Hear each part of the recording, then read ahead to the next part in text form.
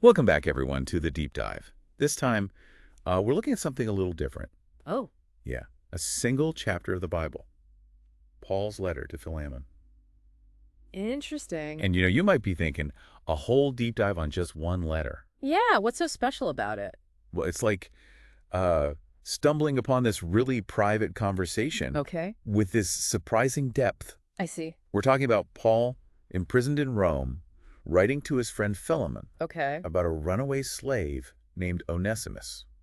Wow. This is a fascinating situation, especially when you consider the context of the Roman Empire where slavery was, Yeah, deeply ingrained in society. for sure. I think that backdrop really highlights the weight of what Paul's about to do here. I'm curious about something I noticed right away. Yeah. The letter isn't just addressed to Philemon, but also to Apphia, Uh-huh. likely his wife and Archippus, maybe their son, and then Right.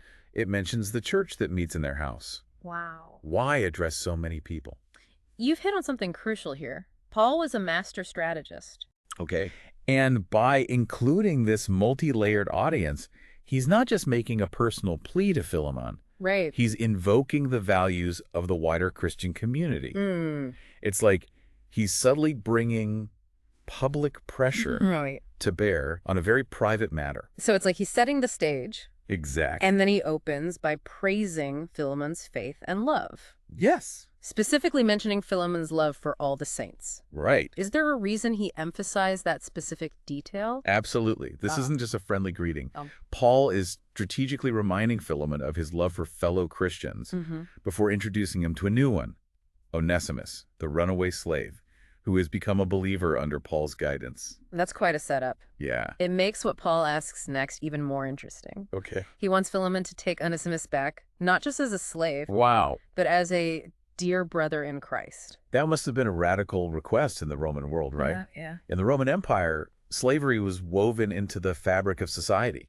To ask Philemon to treat Onesimus as an equal was like a challenge to the very foundation of their social hierarchy. I see. This isn't just about forgiveness. Paul's calling for a complete transformation Right. of their relationship. Wow. He's advocating for equality within the Christian community, Okay. regardless of social status. Paul could have simply ordered Philemon to do this. Yeah, But instead, he appeals to him on the basis of love. right. He even offers to pay back any debts Onesimus might owe. Interesting tactic. What do you think about his approach here? That's what makes this letter so fascinating. Yeah.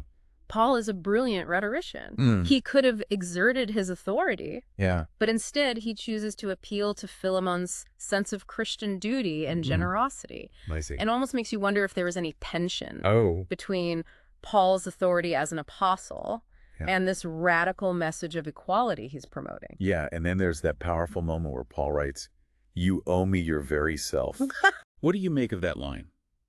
Is it about money or something deeper? It's masterfully ambiguous, isn't it? Yeah. On the surface, it might seem like a reference to like a financial debt. Sure. But knowing Paul, Yeah. there's likely a deeper meaning. Right. He could be alluding to Philemon's conversion, Uh-huh. his spiritual life. I see. All of that stemming from Paul's ministry. Okay. It's subtly reminding Philemon of the profound impact Paul has had on his life. So Paul has set the stage, Yes. made his appeal, Right.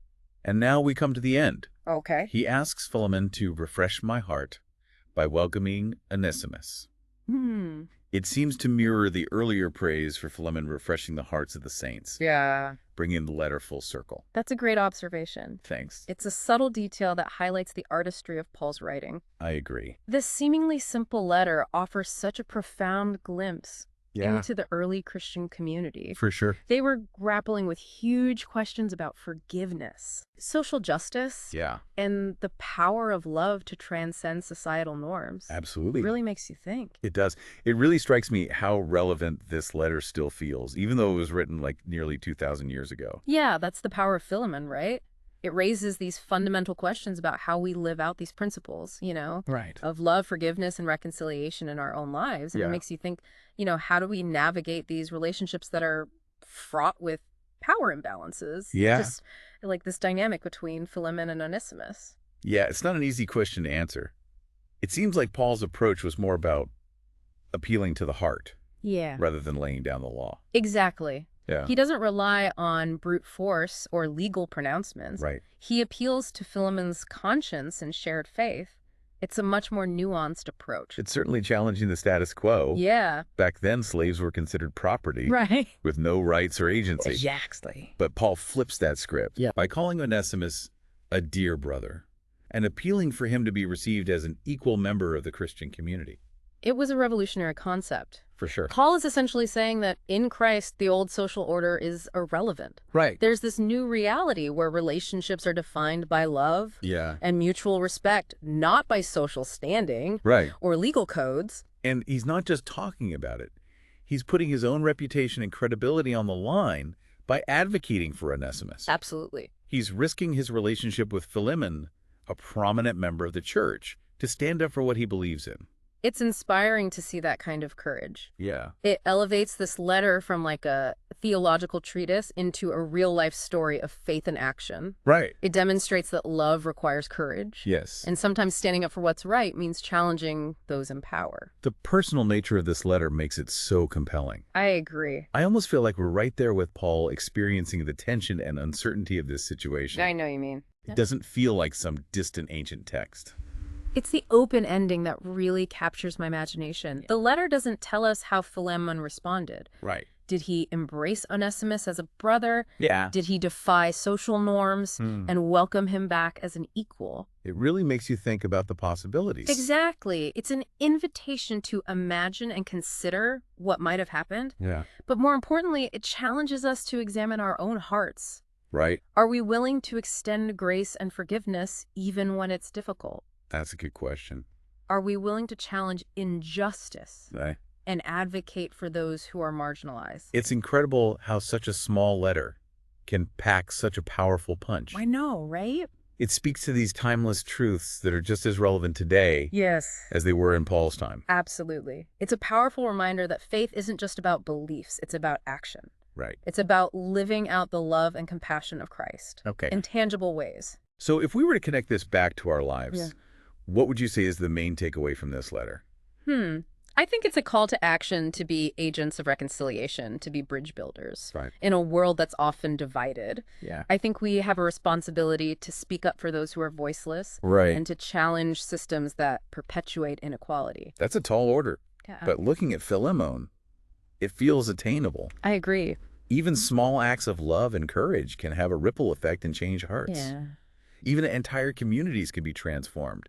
It's amazing how much depth and complexity we've uncovered in just a single chapter. I feel like we've only scratched the surface. It really speaks volumes about the power of Paul's writing. Yeah. And you know how these themes that he explores Right. remain so relevant. For sure, even today. Yeah. I have to admit, this deep dive has given me a new perspective on Philemon. I used to think of it as like Oh, yeah. just a simple story about forgiveness, but now I see it so much more than that. It really is like a microcosm of the challenges and possibilities facing the early Christian community. I mean, they were trying to live out this radical new faith in a world Right, that wasn't exactly welcoming to their message. for sure. And they had to figure out how to apply these revolutionary principles of love and equality to their daily lives. It makes you wonder what happened next. Did Onesimus actually return to Colossae? Yeah. Did Philemon welcome him back as a brother? Right. Did their relationship truly change? Well, we can only speculate, but the letter itself gives us some clues. Okay. Paul seems confident that Philemon will do the right thing. Okay. He even asks him to prepare a guest room, Oh. indicating that he hopes to visit soon. So he's not just making a demand. Right. He's putting his trust in Philemon's character Absolutely. and his belief in the power of the gospel to transform. Exactly. And that's a powerful message for us today, right? It's a reminder that real change starts with individuals. Yeah. With each of us choosing to live out our values in our relationships and in our communities. This deep dive has definitely given me a lot to think about. Me too. It's fascinating how a text written so long ago Yeah. can still resonate so strongly Right. and challenge us to grow. As we wrap up our deep dives into Philemon, what's one final thought you'd like to leave with our listener? I'd encourage our listener to consider this. Imagine if Philemon did embrace Onesimus as a brother. Okay. And that simple act transformed their entire community. Yeah. What if that ripple effect continued outwards? Right. What if each of us, taking inspiration from this story, Okay. took a single step towards greater love and justice in our own circles of influence? Right. The possibilities are truly remarkable. Well, thank you for joining me on this deep dive. It was my pleasure. It was fascinating to explore the depths of Paul's letter to Philemon and uncover these timeless truths about forgiveness, reconciliation, and the power of love to transcend societal norms. And until next time, keep diving.